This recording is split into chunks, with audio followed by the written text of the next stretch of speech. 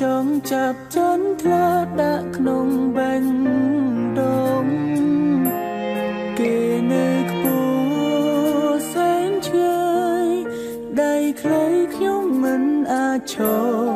ចិត្តគួចបងបានត្រឹមតែថ្នមក្នុងក្តីស្រមៃតើខ្ញុំ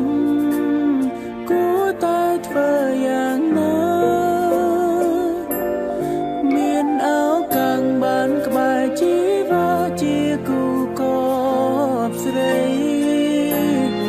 ឬខ្ញុំគ្មានសំណាងបានត្រឹមតែលួចមើលស្រីគយគុណបងទាំងស្រងចរណៃក៏មានក្តីសុខ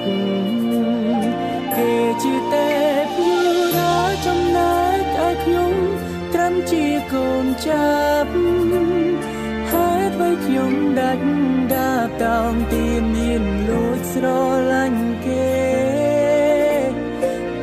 ជាកូនមន្ត្រីចំណែកឲ្យខ្ញុំរាសាមញ្ញទេហើយអ្វីស្នេហ៍គេត្រឹមសត្វចន្លេនដែលលួចស្នេហ៍ច័ន្ទ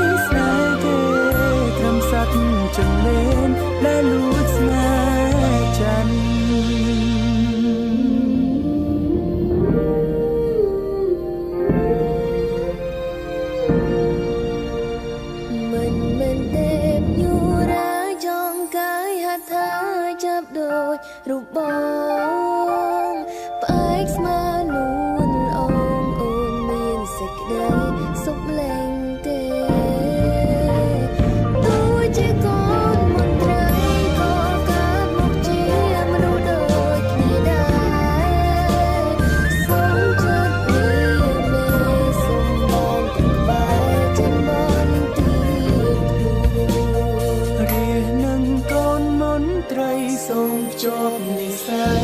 យ